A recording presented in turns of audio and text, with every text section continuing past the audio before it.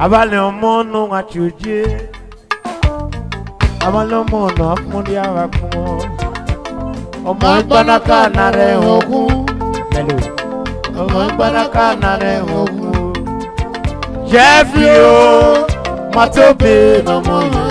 Obioru ajimandero no mo. Jeffrey omi matobe gulu nebu mi. Matobe Junior, Jeffrey Gulu never mew. Obi Kubana Opesa, Odubele Jeffrey O, Jeffrey O. Ye no so coded. Jeffrey O no more mew, O coded grandson. Jeffrey O no more, Obi Matobe no more. Obi are associate. Jeffrey no moment, ye no si matobe jaloko, ye jada gogo, Packers Club, all the way from Ekpoma. Do. Jeffrey Gulu never me. Obi Kubana, Jeffrey BTC, or do really? Ye no si matobe, Jeffrey O no more. Obi matobe do. Ye no so codede Jeffrey anyway. Jeffrey o no mo me o. Ono yi mejo to e. Ono mo ye o. Ono ahun atama Bello. Jeffrey opo mo bebere. Ye no so codede. Obi matobe, obi ori asotie. Jeffrey bulo, Jeffrey no mo. Jeffrey BTC, Jeffrey gwe no mo. Jeffrey do. Jeffrey no mo.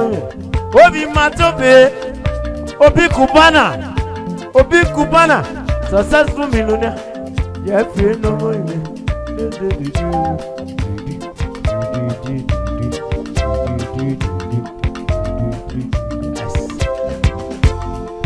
Imam ye, Jeffrey no more.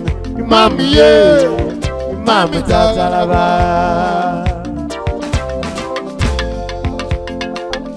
Koroku,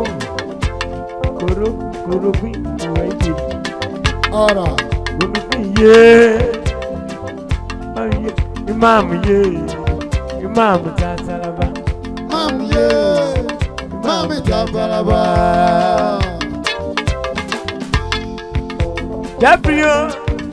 Jeffrey, ye no so codede.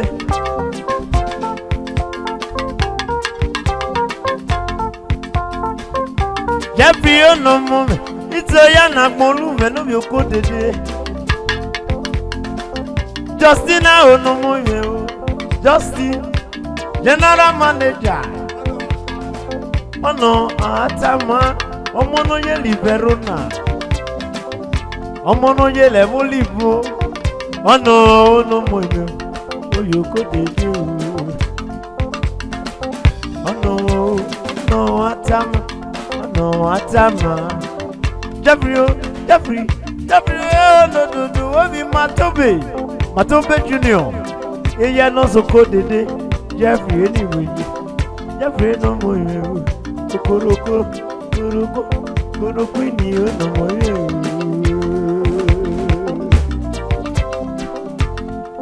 Imam ye. Obi Kubana, Mam ye. Mamu Tagalaba. Obi Kubana, Jeffrey no more. Imam ye. Mamu Tagalaba.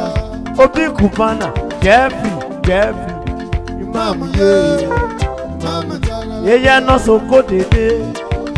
Jeffrey no more. Mamu ye. O codede grandson.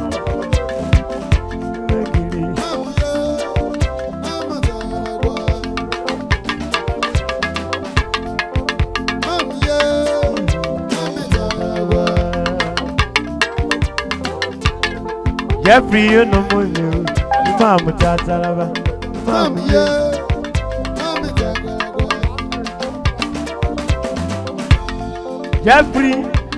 Jeffrey no more. Yeah, no so good today. Okodede grandson. Obi Kubana of our time. Successful millionaire. Jeffrey no more. Obi Matobi. Obi Ariasoti. Jeffrey, oh. Jeffrey. Brother to Lydia. Jeffrey anyway. Jeffrey no more. Obi woman leader. Obi Aja. Obi Matobi. Jeffrey no more. Jeffrey BTC. Obi Eboyi. Jeffrey no more. Jeffrey no do. Obi Oje. Jeffrey no more. Imam Tatalaba. Mama, yeah. Mama, Tatalaba. Na turn by turn. May you know the to the buka. Humble yourself, but no one knows tomorrow. If you make the money, accommodate your good friends. Sink the cheap, I fall in scores. I fall still in the sinker. Special music for Jeffrey. Matobi.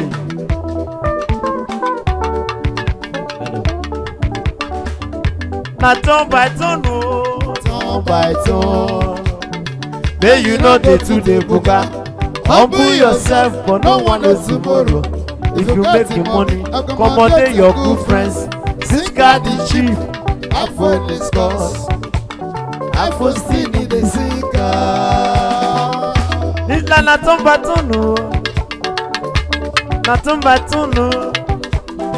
May you know the to the buka.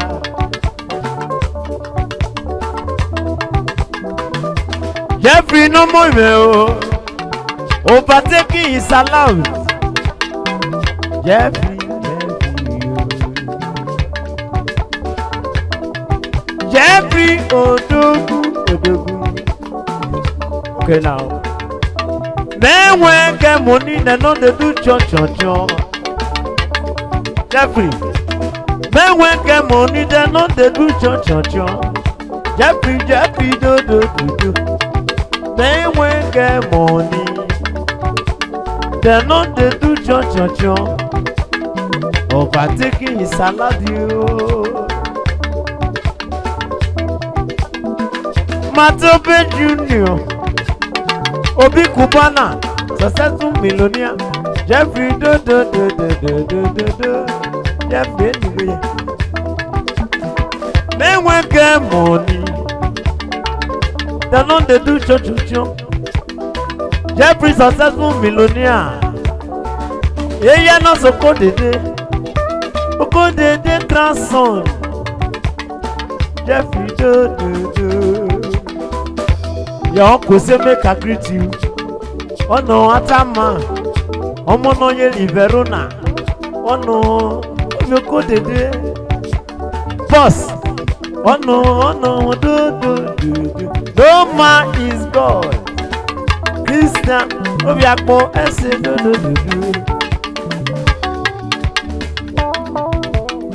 Men when get money, they know they do chon. Jeffrey no more. Overtaking is allowed. Na turn by turn. May you know the to the buka. Humble yourself, but no one knows tomorrow. If you make the money, accommodate your good friends. Sink the cheap, I fall in scores. I fall still in the sinker. God of money, God of pounds and dollars. Look at my menu. Commissioner.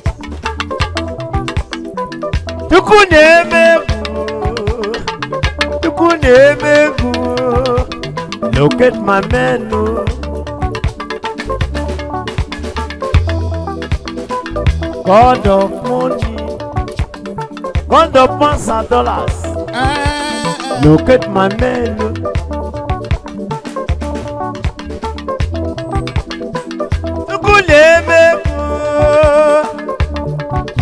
President, indomitable president, all the way from Ekpoma.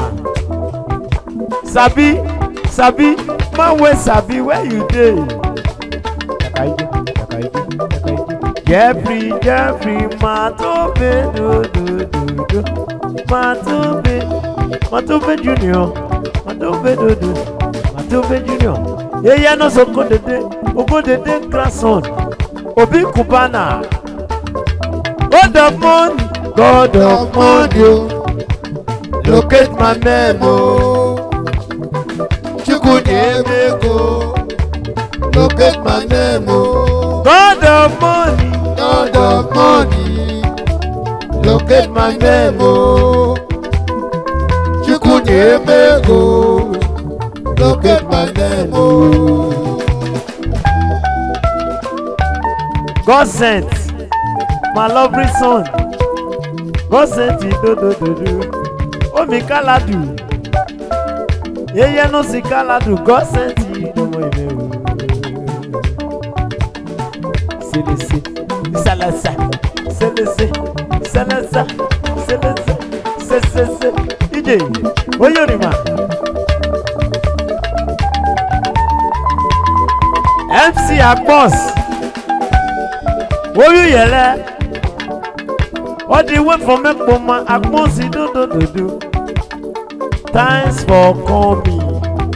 Akpos, thanks for coming. I love you, brother. I love you. All the way from Uyele to Ubiru. All the way from Ekpoma to Ubiru. Thanks for coming. MC Akpos. MC Akpos, God go bless you. Thanks for coming.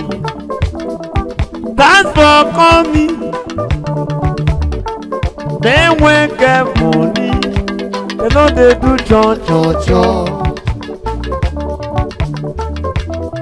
You see what? Then when get money, they know they do chon. Yeah, well.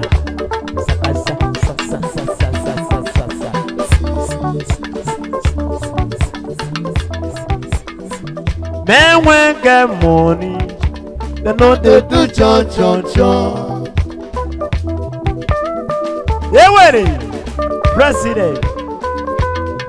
I say men when get money, they know they do chon. Indomitable president, all the way from Ekpoma. Salasa, yeah, Salasa. Ubiru, oye.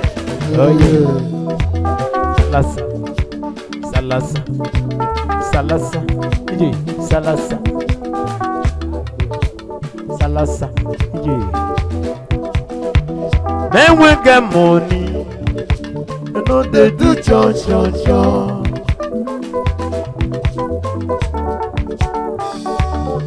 Alaji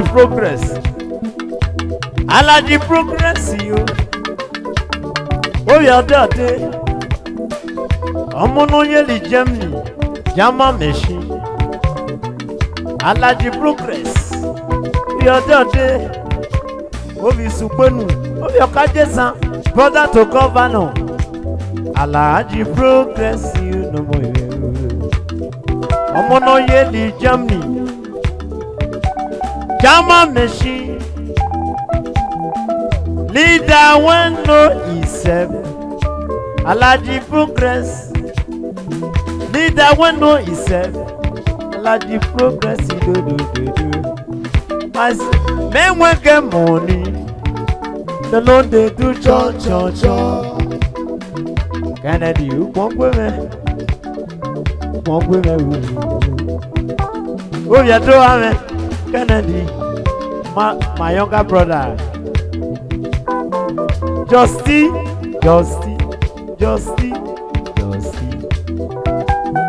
Men will get money, they know they do chon chon chon. Kennedy, you know me, Kennedy. They know they do chon chon chon. I said, men want get money. They know they do chon chon chon. Men want get money. They know they do chon chon chon. Aladi progress you show God. Jama machine, jama machine, jama machine, jama machine, jama machine. Yeah. Christina is C.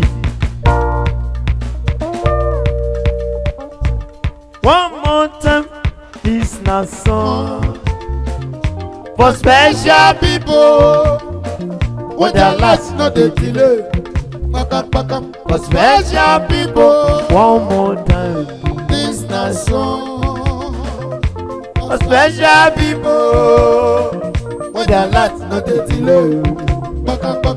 Special people. Jeffrey no more me. Jeffrey no more me. Anywhere you go, we go marunu. Kaladu go vale. Jeffrey no more me. Omi matobi. Yeye no soko dede grandson. Obi Kubana. Jeffrey any roye. Arunu we amonyo. Mama lo arale mama ye. Jeffrey me no more.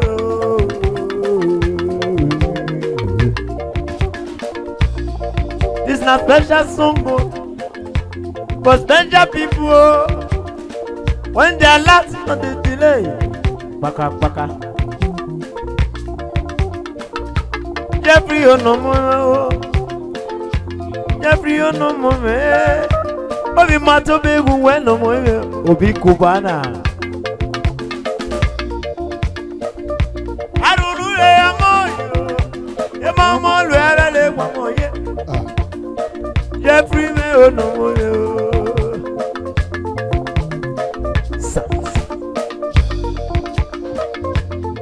Ubieru on the bieme. Ubieru ne bieme. Okene meno. Okene meno. Ubieru olada bieme. Yeah. Ubieru olada bieme.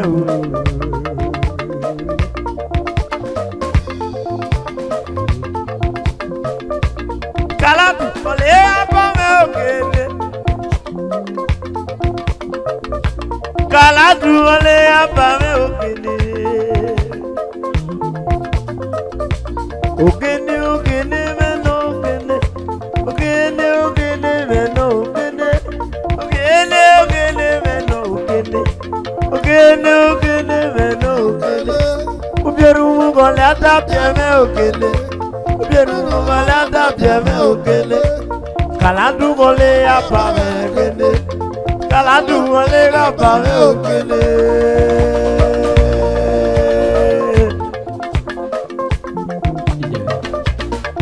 Okele okele no. Ewo memeye. Uwa meye meso. Eyi cho ya no ria. Oyufwa. Eyi cho ya no ria. Weyo. Jeffrey no more you. Obi Kubana. Weyo. Heavy yo.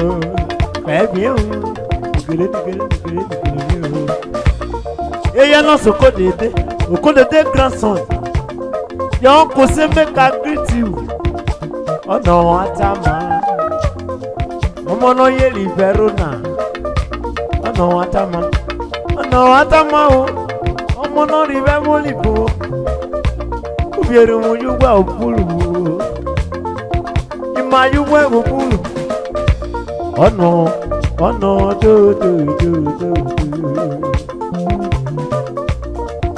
Sunday, we meet Danito. Bezi Torino, Sunday anyway. Ukwan kweme, Kennedy no more. Latifa no more. Kennedy do. Ukwan kweme.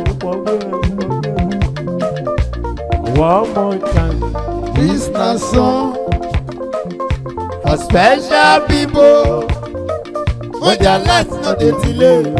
Baka for special people. One more time. This na song for special people. When their life no dey delay. Baka special people. One more time. This na song for special people. When their life no dey delay. Baka special people.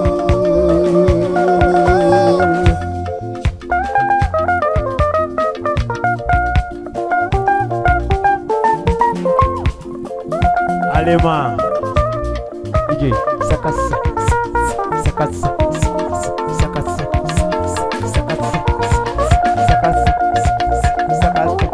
Oya ni ma. Hicho ya.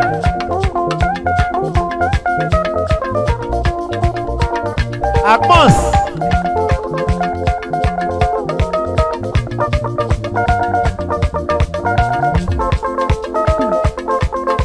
Ewere.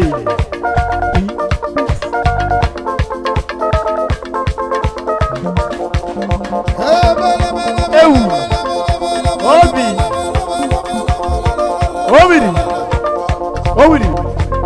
Obiri. Ah. Onye kara. If I not get you, I go shot you.